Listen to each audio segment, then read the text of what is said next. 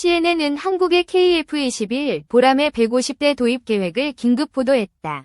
이 소식은 세계를 놀라게 한 잭팟으로 불렸다. KF-21은 한국항공우주산업 KAI 이 개발한 4.5세대 전투기다. 자주국방의 상징으로 8조 8천억 원이 투입됐다. 2001년 김대중 정부는 KF-X 사업을 시작했다. 21년 만에 초음속 전투기를 완성하며 세계 8번째 개발국이 됐다. 2022년 7월 19일 KF-21 CJ1호기가 첫 비행했다. 경남 사천에서 30분간의 비행은 역사적 순간이었다. CNN은 한국이 전투기 개발의 엘리트 그룹에 합류했다고 평가했다. KF-21은 가격 경쟁력으로 주목받는다. 인도네시아는 20% 분담금으로 개발에 참여했다. 하지만 재정 문제와 신뢰 위기로 협력이 흔들리고 있다. 150대 도입은 노후된 F4, F5를 대체한다. 2032년까지 배치로 영공 방위가 크게 강화된다. KF-21은 능동 이상 배열 AESA 레이더를 국산화했다. 89%의 부품이 국내 기술로 완성돼 독립성을 입증했다. 최고 속도는 음속의 1.8배, 시속 2200km다. 유럽제 미티어 미사일 4발 장착으로 화력을 과시했다. 인도네시아는 한국 진짜 미쳤냐?고 반응했다. 150대 규모는 그들의 예상을 뛰어넘는 야심찬 계획이었다. 2016년 양국은 1조 7천억 원 분담금을 합의했다. 하지만 인니는 6천억 원만 내며 협력을 축소하려 했다. KF-21 시제기는 6대로 2026년 양산을 목표로 한다. 2200회 비행으로 성능과 무장을 검증한다. 2021년 CJ1호기는 출고 후 해체됐다. 무게중심 문제로 엔진과 랜딩 기어를 제거하며 논란이 일었다. 방위사업청은 이를 계획된 절차라 해명했다. 하지만 전문가들은 출고 직후 해체를 비정상적이라 비판했다. KF-21은 1대당 880억 원으로 추산된다. 초기 양산 비용은 F-35의 6천만 달러를 초과한다.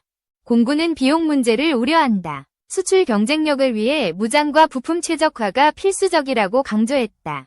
인도네시아 기술진은 기술 유출 혐의를 받았다. 이는 양국 협력에 심각한 신뢰 위기를 초래했다. KAI는 유출 문제를 잦은 신고했다. 사건은 추가 조치 없이 종료됐지만 관계 회복은 과제로 남았다. KF-21은 필리핀, 사우디아라비아로 수출 가능성이 크다. 중동과 동남아 시장 진출이 기대된다. 2024년 국군의 날 시험 비행은 주목받았다.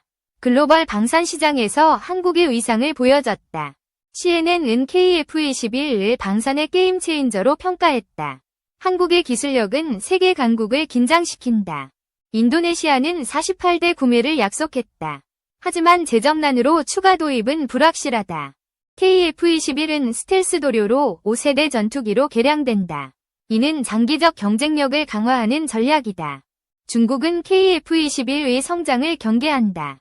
한국의 방산 기술은 지역 패권 경쟁의 변수로 떠올랐다. 일본은 KF-21을 F2 후계자로 주시한다.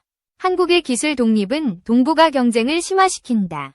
2023년 KF-21은 음속 돌파에 성공했다. 시제기 6대는 안정성과 성능을 연일 검증했다. 공군은 2032년까지 120대를 배치한다.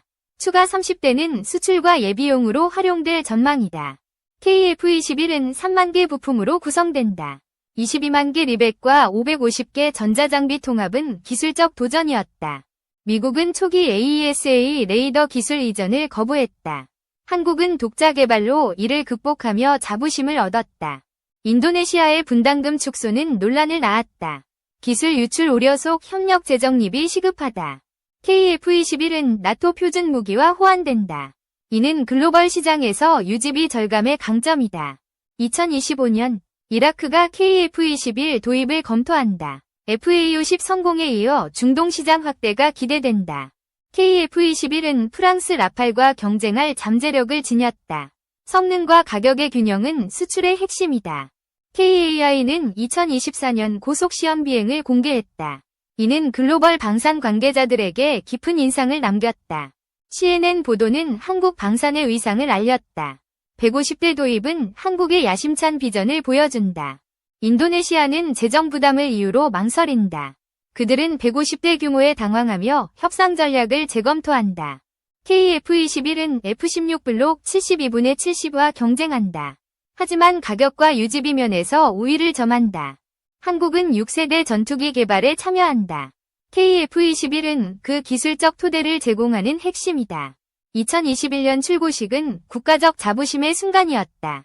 문재인 대통령의 참석은 이를 상징했다. KF-21은 7,000개 구조물로 구성된다. 정밀 조립은 한국의 제조 역량을 세계에 보여준다. 방사청은 부품 최적화로 가격 인하를 추진한다. 이는 수출 경쟁력을 높이는 필수 전략이다. KF-21의 첫 비행은 시속 400km로 시작됐다. 점차 고속 비행으로 확장하며 성능을 입증했다. KF-21은 공중급유 장치를 갖췄다.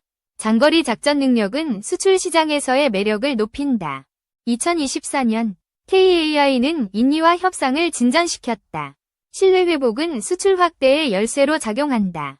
KF-21은 중동 위기 속 군비 경쟁의 다크호스다. 사우디아라비아는 도입 가능성을 검토한다. 150대 배치는 공군 전력의 질적 도약이다. 이는 한반도 방위의 새로운 장을 연다. CNN은 KF-21을 기술적 기적이라 칭했다. 이는 방산 강국으로의 도약을 상징한다. 인도네시아는 추가 도입을 고민한다. 하지만 재정 문제로 실행 가능성은 불확실하다. KF-21의 유지비는 F-35보다 저렴하다. 개발도상국 시장에서 큰 경쟁력으로 작용한다. 한국은 필리핀 MRF 사업에 KF-21을 제안했다. FA-50 성공의 연장선으로 기대된다. KF-21의 AESA 레이더는 탐지거리가 뛰어나다. 5세대 전투기와의 격차를 좁히는 핵심이다. 2026년 양산 후 10년간 1000대 수출이 목표다. 이는 방산 수출의 새 역사를 쓴다. KF-21은 한미동맹의 전략적 자산이다. 미국은 한국의 방산 성장을 긍정적으로 본다. 중국은 KF-21을 지역 패권 경쟁의 변수로 본다. 이는 동북아 안보를 재편하는 요인이다. KF-21은 2200회 시험 비행을 계획한다. 이는 성능 안정성과 신뢰성을 확보한다. 한국의 방산 수출은 2023년 10조 원을 돌파했다. KF-21은 이 흐름을 가속화한다. KF-21은 글로벌 방산 시장의 판도를 바꾼다. 한국은 전투기 개발의 선도국으로 우뚝 섰다.